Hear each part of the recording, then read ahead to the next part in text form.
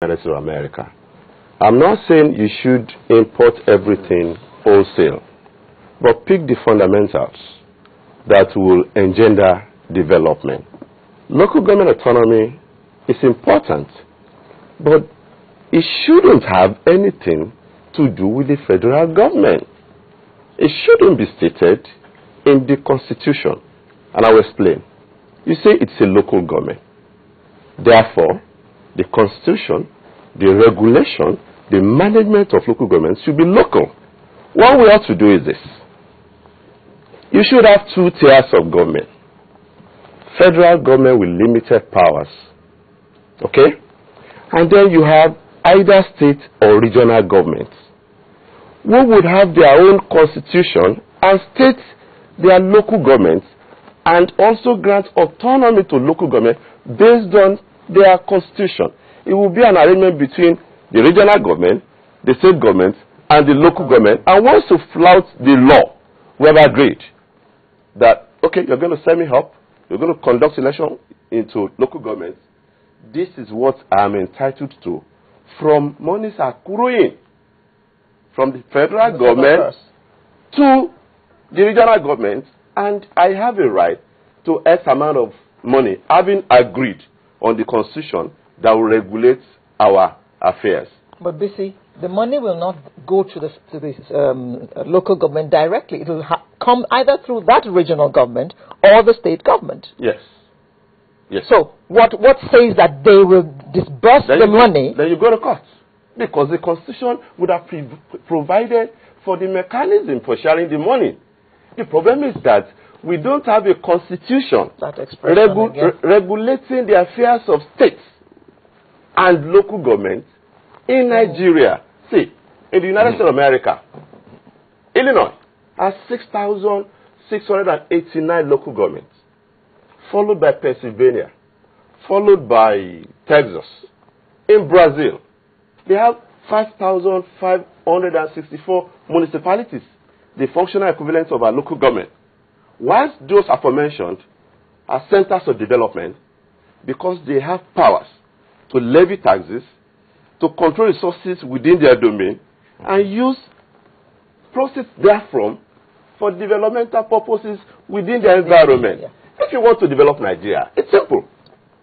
You can only do it from the fringes, from the hinterland. And that's why America is developed.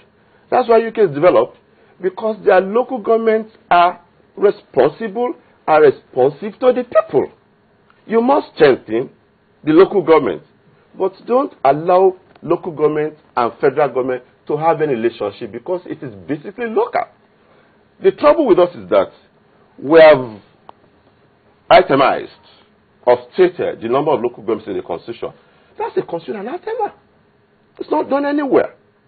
Go and look at the constitutions of all the federal republics. I practically read every one of them. Why is Nigeria an exception? Why don't we subscribe to global best practices to take advantage of what other people are benefiting from democracy? For as long as we refuse to do the right thing, of course development will elude us. Secondly, regarding how to conduct elections into local government. You set up a Ways Commission that made profound recommendations, and you have failed to implement. They are there. Once you adopt those mechanisms, the HINEC at the federal level will become independent, and you also adopt same mechanism for the state's independent electoral commission. You insulate them from the overbearing control of Mr. President at the center and the overbearing control of governor at the state level. These are things that can be done. But we have chosen to just, we're digging deep. Okay. We're living in denial. Just before we go back to Honorable El-Sudi, I'd like to find out from you, do you think that what we should actually be doing, because what you're saying now points to the fact that there is deep amount of changes that is required for our constitution to be truly robust. Are you looking at, let's just say, a national conference or complete review, not even review, what would be the right word that you, as a lawyer, will say we should do to our constitution to get the level of change that is required at this stage? Thank you. No amendment, no alteration in the world can convert the 1999 Constitution as an instrument of development the way it is. It's not well thought out. 1787 Constitutional Convention of Philadelphia. About 55 delegates were appointed, half of them lawyers. And I've said it here, and it bears repetition. Their remit was to amend the Articles of Confederation in America at that material time. Being wise men that they were, so much on their own volition, realized that there was no way amending the Articles of Federation can take America to the promised land. And they gave America a brand new constitution. That is the challenge for the National Assembly. Go through the proposed amendments. They have taken us further away from federalism. They are taking us to the precipice. Because Nigeria cannot make progress and will never make progress until you strengthen the federal system. State police has been rejected. I don't know what they want to do with revenue allocation. I don't know what they want to do with reduction of the humongous power at the center. The challenge of any federal republic all over the world, please note this and quote me, is how to make the federal government effective. We have not been able to achieve that, hence all the federal rules in Nigeria are in a state of disrepair. Please tell me, anything national in Nigeria, tell me which one that is working. Interesting question, but if I may just very quickly add a quick one to what BC said. Go to the First Republic. You will realize that we have Western Nigeria, Constitution of Western Nigeria, Constitution of Eastern Nigeria, and Northern Nigerian Constitution. And then you have the National Constitution, which is 4 different constitutions. There is no way the National Assembly can determine the number of local governments that you need in your area. It is a function of the federating entity. It is not a function of the superstructure. So this is where they're getting it wrong. They're thinking of amending a constitution rather than asking the federating, entities to submit their own constitution, upon which the Nigerian constitution will now rest. That's what should happen. For instance, how many local government? I know in Ogun State, for instance, if not for the state government, virtually all the local government cannot pay salary.